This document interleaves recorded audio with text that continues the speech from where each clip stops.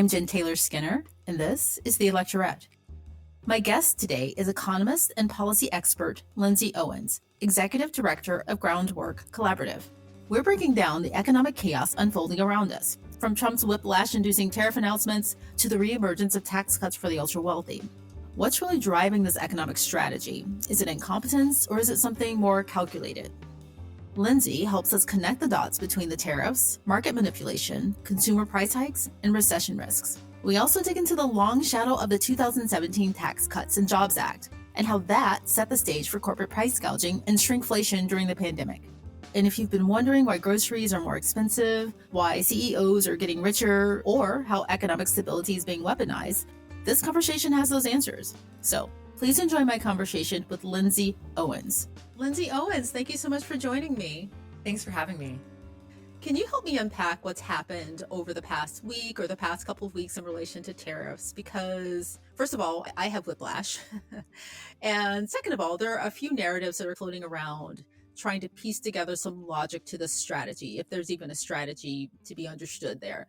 And one of those narratives Trump put out himself, and it was about countries treating the U.S. really badly. So I guess they're punitive. He says in interviews, these countries, they've treated America so badly, so they have to pay America's back, I guess, with tariffs, which doesn't really make sense, right?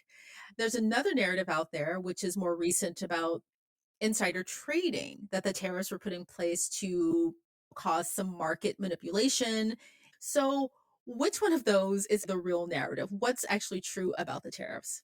Yeah, so I think the reason there are so many different narratives floating around about why Trump is imposing this particular suite of tariffs on countries across the globe is because the president hasn't been very clear with the American people. You know, if you're sort of reading the tea leaves and trying to figure out what he's doing based on his actions have not been consistent. And so it's impossible to ascertain what the long game is here. Like, what is the goal that we're trying to get to with these tariffs? Instead, what we've had is a series of announcements about a whole host of tariffs, followed by, and you're right, whiplash is the right word, followed by pauses on tariffs, changes in the tariff level, changes in the particular countries who are going to be tariffed, changes in the types of goods that are or aren't exempt from the tariffs. And just about everything you could change has been changed in the last week. And so the American public is rightly very concerned.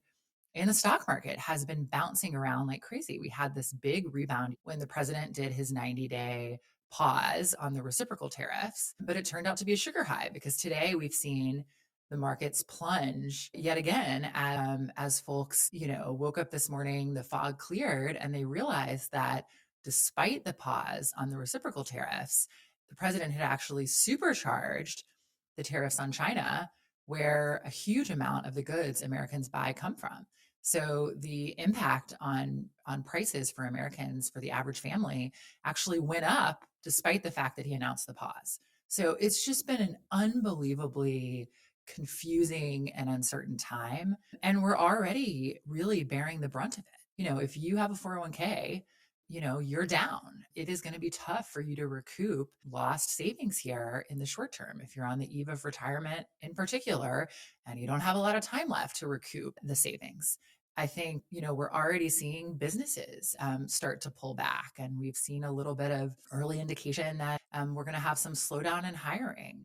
So, these announcements have already had negative consequences, and we're just getting started. We haven't even really seen the full breadth of the price hikes hit our wallets yet.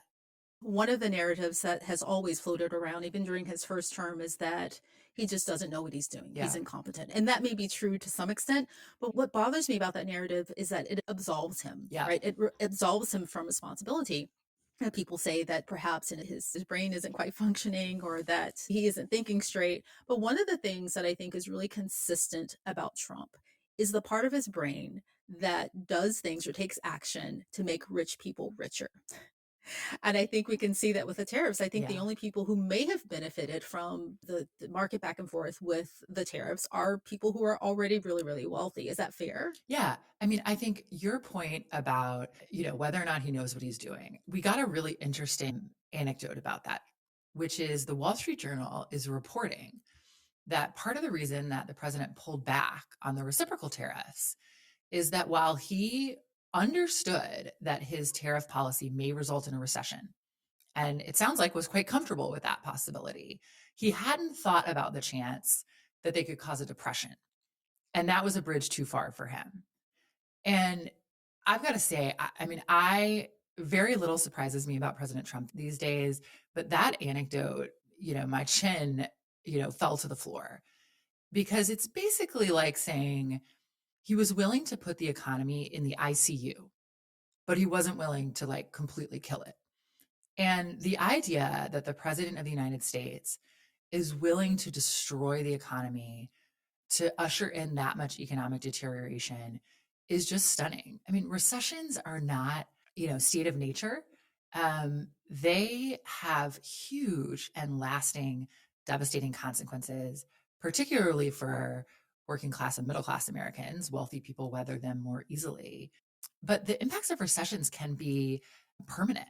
So, students who graduate from college during a recession, we know never recoup the lifetime earnings that they might have earned if they had graduated a couple years before a recession or a couple years after a recession.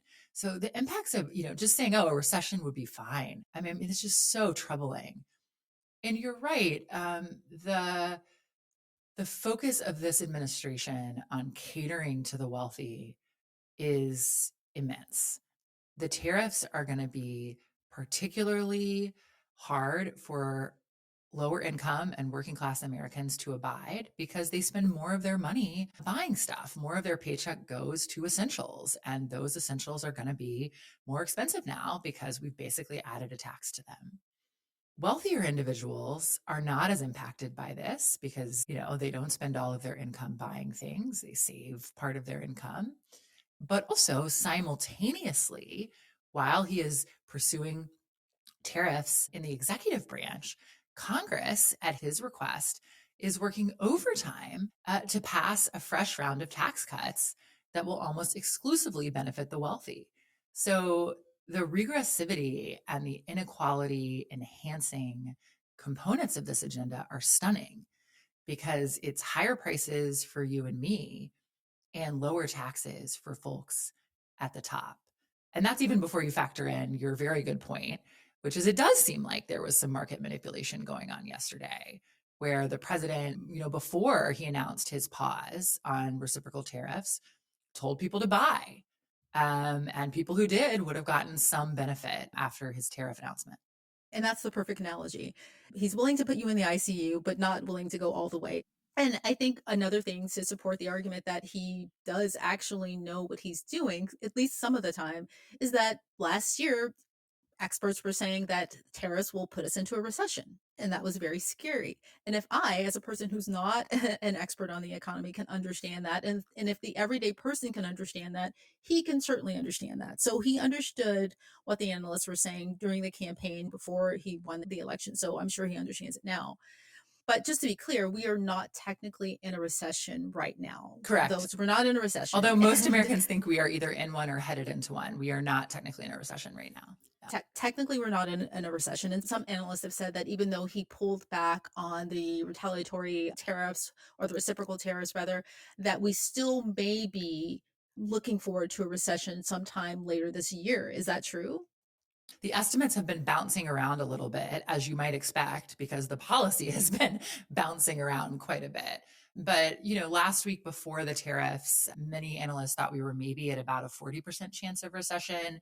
Those estimates got updated to closer to 60% once the tariffs were announced.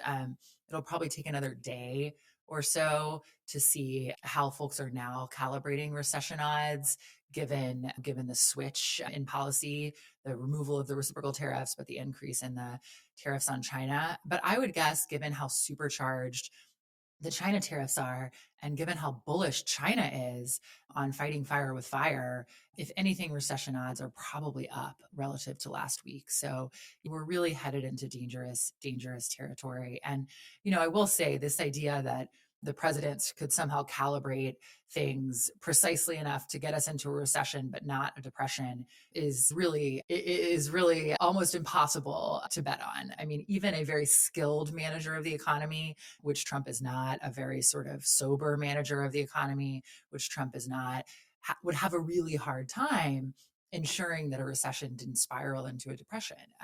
These things take on a life of their own. Consumers start to worry and pull back on spending. Businesses start to worry and start firing people. As those things spiral, they can become bigger than you expect. And so, this idea that somehow Trump is going to calibrate the amount of short term pain as to avoid the most catastrophic economic consequences, that's just something I would not take to the bank. People talk about the consequences of a recession or the consequences of tariffs, but they don't really talk about, and maybe no one knows because no one has a crystal ball, they can't read his mind, what his intent is, what his purpose is, what he expects to happen.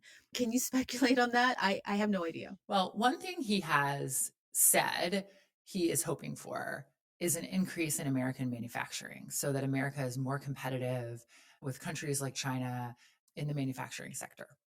That is a plausible medium and long term outcome of a change in trade policy. So that's a very reasonable thing to expect under certain conditions. However, it is not a reasonable thing to expect under these conditions, right? Because here's the issue. If you are a manufacturing firm in the United States and you are trying to decide whether or not to make a big investment, a big capitally intensive investment in building up a new manufacturing plant or a new factory and buying all the equipment that you need to run that factory and hiring all the labor that you need to run that factory, you have to be sure that investment will pencil out, that the math works, and you'll make a little money over the medium or long term. And you have to start making that bet now because factories don't spring up over 2 weeks. They take years to build and come online. And if you are running a company right now and thinking about making that investment, how on earth could you be certain that the math is going to work out when already President Trump has backed off his tariffs within a week of implementing them? I mean, he blinked, right? And the only way for this to work over the medium and long term is to have consistent administrative policy, really not just over the president's term, but over a longer term. And you can't even be sure what he's thinking over a 24-hour period. He changes his mind minute by minute, hour by hour, day by day. So I think we are actually headed into a worst case scenario where we're going to get all the short term pain, the price hikes, the increased recession risk that we've talked about, and also none of the promised medium or long term benefits. That would really be the absolute worst case scenario. I mean, he said there will be transition costs. He said Americans may expect to have to take some medicine, right, to get on the other side of this. But it's increasingly unclear that there will be anything on the other side of it other than more pain. But that I think is the goal. There's also potentially a foreign policy goal here, which is to sort of level the playing field between the U.S. and China on the global stage. But I think, if anything, foreign policy experts, I'm an econ expert, not a foreign policy expert, I think will tell you that the sort of trade war that we're witnessing right now is only imperiling our national security, not strengthening it. So we talked a bit about consumer confidence. Yeah. And if recession talks continue, and right now we may have a 40 to 60% chance of entering a recession before the end of the year, consumer confidence will, of course, dive, right? And that to me sets up a perfect environment for price gouging. Even Yeah. if we don't enter a Yep. recession, companies, they'll start laying people off, they'll start price gouging, and they'll blame a recession. Like you said, most people think, or a lot of people think at least, that we're already in a recession. I mean, am I right about that? Companies using this narrative, this lack of stability to further price gouging. Yeah, I think it's a real concern. I like to say that you need means, motive, and opportunity to commit the perfect crime, right? Your motive, if you're a company, is pretty clear. You want to make a profit. Your means are the various tools you have to raise prices. Maybe you're a big company, so you can raise prices because you don't have much competition to worry about. But you also need opportunity. And the cover of a crisis like this is the perfect opportunity. So even if you are one of the few companies whose products would not be impacted by the Chinese tariffs, although, you know, given the 10% universal tariffs, many goods, even those produced outside of China, will be subject to price increases. You might think, hey, the American consumer is expecting prices to go up. And even though I don't need to raise my prices that much, I might as well, right? Everybody's expecting it. Nobody will be too surprised. Nobody's going to get too upset with me. So I think announcements like this, shifts like this, confusion like this makes it hard for consumers to understand which price hikes are sort of legitimate, the result of an increase in prices because of tariffs, and which price hikes are gratuitous or greedy or just gilding the lily. And so we do expect to see folks taking advantage of this opportunity, taking advantage of the haze and the cover that the chaotic administration policy presents. And we saw it during the pandemic too, when we had supply chain shocks and in the beginning of inflation, when Americans were expecting higher prices but didn't really know what portion of those higher prices was justified by rising costs, rising inputs, and what was just companies going for more because they could. So in 2018, if we could go back a few years, actually, it's not a few years, it's 7 years. It's hard to believe. During Trump's first term, he signed into law the Tax Cuts and Jobs Act, right? The Tax Cuts Yeah. and Jobs Act. I think we refer to it as the TCJA. And he positioned this bill, much like he's doing with the tariffs, as a win for American workers. He said it would be a boon for the economy. What was the truth, actually, about that bill? Yeah, we got a lot of promises with the Tax Cuts and Jobs Act, right? Workers' paychecks were going to go up, economic growth was going to increase, small businesses would get all sorts of benefits. You can promise a lot when you're selling a bill, but, a few years after your bill is passed, you get some data on what your bill did and didn't do. And we know Americans saw very little benefit from the Tax Cuts and Jobs Act. They didn't get the sort of promised boost in earnings that lawmakers said they would get back in 2017. But what did happen is companies got very profitable. One of the hallmark features of that Tax Cuts and Jobs Act was that companies got a 40% discount on the corporate rate. I mean, just a huge tax cut. And not surprisingly, companies got a lot more profitable in the ensuing years. But they didn't use those savings to reinvest in their companies or pass them along to workers. Instead, they paid their CEOs more and they issued a historic amount of stock buybacks to their investors and shareholders. So it was really something that primarily benefited Americans at the very top of the income distribution and corporations, and not something that most Americans saw a lot of benefit from. We also know that in the years following the Tax Cuts and Jobs Act, we saw high inflation and we saw companies price gouging.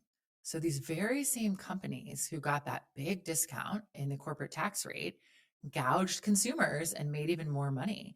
And guess what? The gouging was a lot more lucrative because they got to keep more of their winnings, because for every dollar they gouged, they shipped less of it back to the Treasury Department in the form of taxes because of that 40% discount they got in 2017.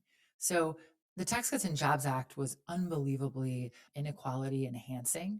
It's part of the reason why the rich just keep getting richer in this country. And we're really seeing what that looks like up close with Elon Musk partially running the government right now. But it really was sort of not an economic policy that benefited average Americans largely.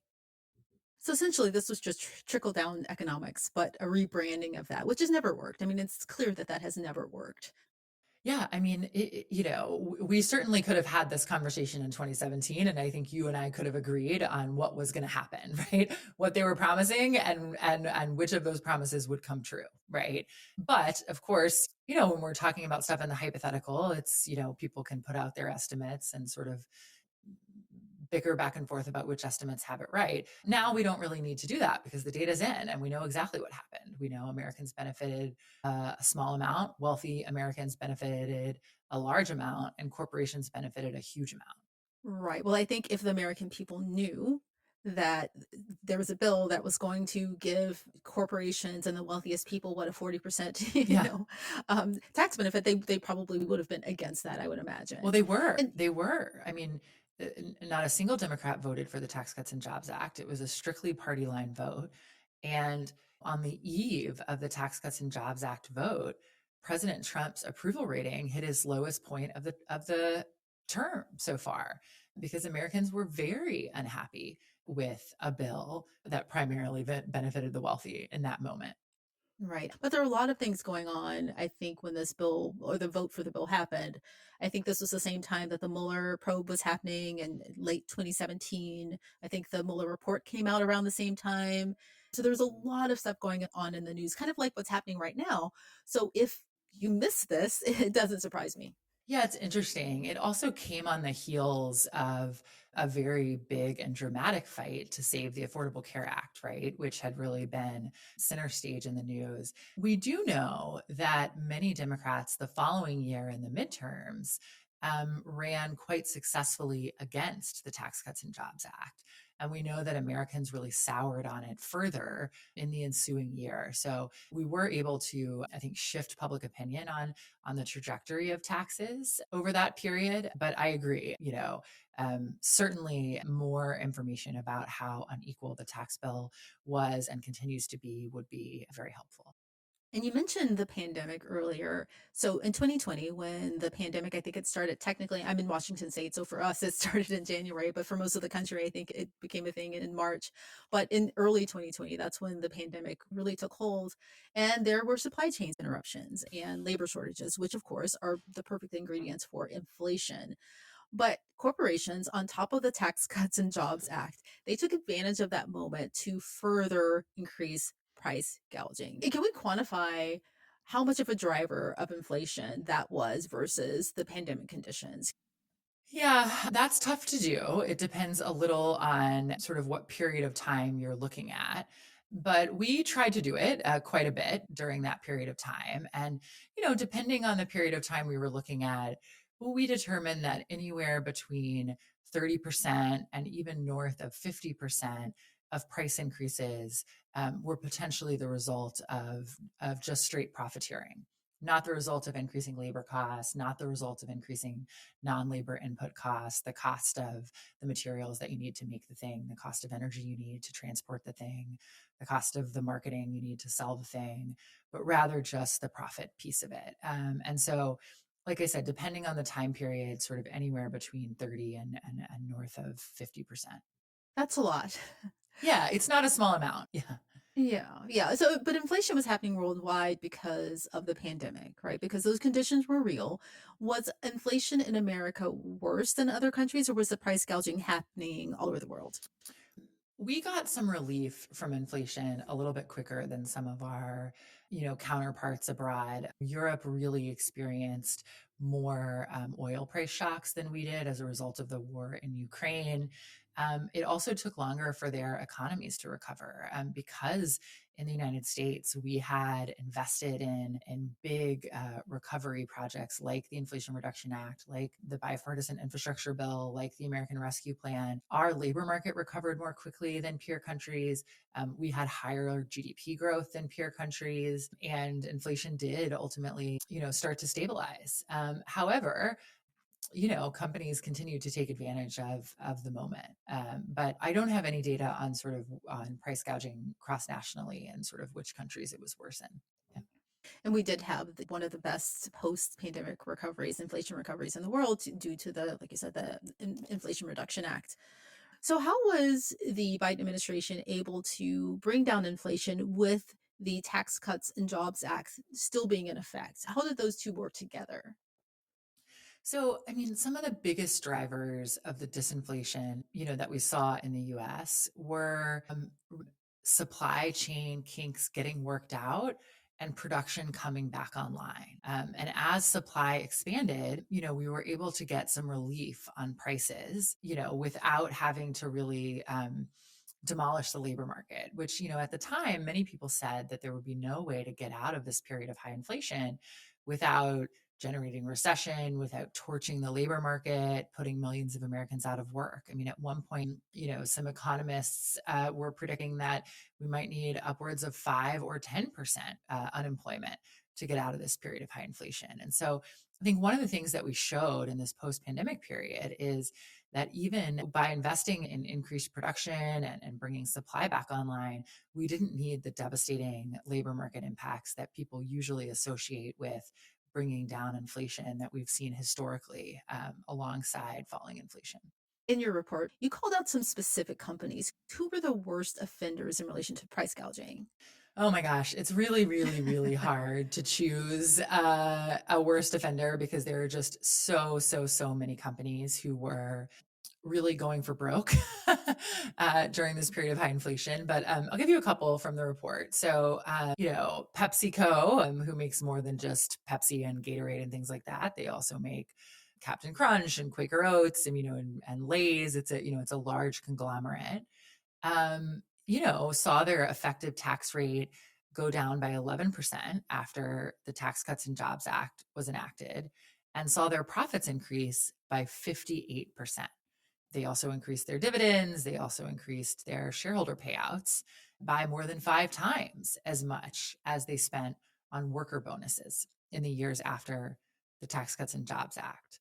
And they also were big price gougers, and they were also folks who were participating in a lot of shrinkflation, right? Cutting back on the amount of chips they put in a bag of Lay's, but charging the same amount. We saw a lot of shrinkflation out of PepsiCo. In fact, so much that in Europe, there was a grocery store chain putting stickers on Pepsi products to let people know that there was price gouging and shrinkflation going on. So I think Pepsi is a good example. A lot of the other large food conglomerates, cereal companies like General Mills, who makes snack foods and pet food and owns Haagen-Dazs and lots of different breakfast cereals, saw a 28% decline in their tax rate.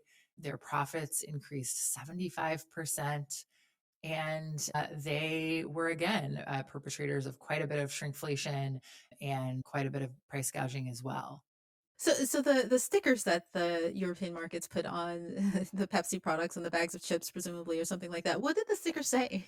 Well, they were in French, so I'm not 100. I'm not 100%. Probably like sacre bleu. Yeah, or right, like exactly. I'm not 100% sure, but I think they were letting customers know that it wasn't the grocery store that was going for price gouging. It was the companies. It was Pepsi. So yeah, I mean, we saw that, but basically just these sort of shrinkflation stickers. Yeah.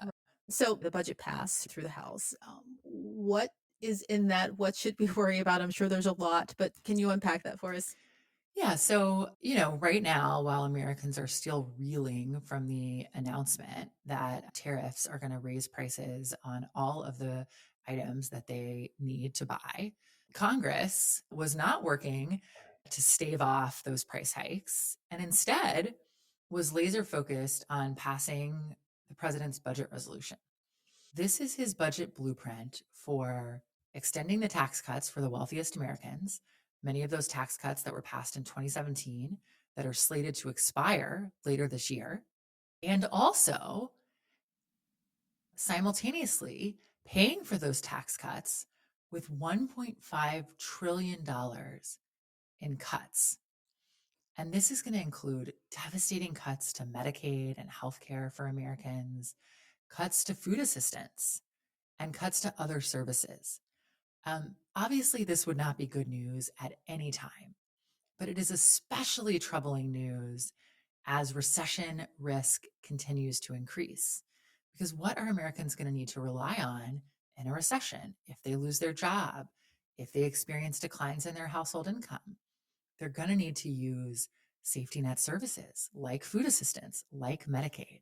And there's going to be less of it there for them if this budget passes. And today, the Republicans got one step closer to passing that budget.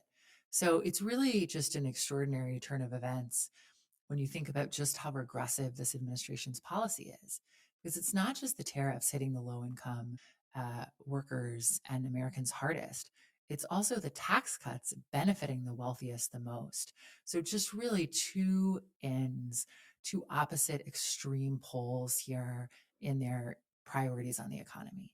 And Americans will need to rely more on services like food assistance. And not only will they not be there, like Medicaid and other services that they're cutting, but with Doge cutting back workers and cutting back workforces, those agencies won't be staffed to help Americans to process applications. That's another piece of this that I think has been underexplored. 100%. I mean, I think we have no real sense of how bad a recession could be in a post-Doge world, right? Where administrative capacity has been gutted. Safety net services will be understaffed if they're staffed at all. We already have delays in Social Security checks coming for Americans, and that's even before an economic downturn. So imagine what it will be like as the volume and the need for those services increases, but the ability to provide those services has decreased. It is a worst case scenario across the board. Right. And we were talking about this a bit offline before we started the conversation about the SAVE Act. The SAVE Act would disenfranchise millions upon millions of voters by requiring proof of citizenship. And you have to do that in person. And again, it's another scenario where having to have people go in person to prove their citizenship just to vote, millions of people who don't like these policies, these tax cuts for the wealthy, it'll be harder for them to vote against those things. And secondly, with Doge making cutbacks in these services and in these offices, it's going to be harder for people to get through. If you do make it down to the office to, register to vote, it probably won't be staffed with enough people to help process the millions of Americans who'll need to register to vote. Yeah, that's exactly right. A lot of the policies that they're putting in place require additional administrative capacity, and they are simultaneously gutting it. So we were nearly out of the woods with the Tax Cuts and Jobs Act expiring later this year, but this budget that just passed will extend that. And is there an expiration date on this? Yeah, so the Tax Cuts and Jobs Act was slated to expire at midnight on December 31st of this year. And I think, if you're someone who makes bets, I think it was a relatively safe bet that a Republican trifecta with Trump at the White House and Republicans controlling both the House and the Senate. If there's one thing they weren't going to do, it was probably raise taxes on the wealthy, right? They were going to go for the status quo at minimum, but probably go for more, right? For more tax breaks for the wealthy. And so that's exactly what they're one step closer to doing now that their budget resolution has cleared its latest hurdle and is headed for the president's desk for signature. Well, Lindsay Owens, thank you so much for joining me. I have a little more nightmare fuel to get me through. But thank you for all the work that you're doing, and thank you for filling me in on all of this. Thank you. Yeah, thanks for having us.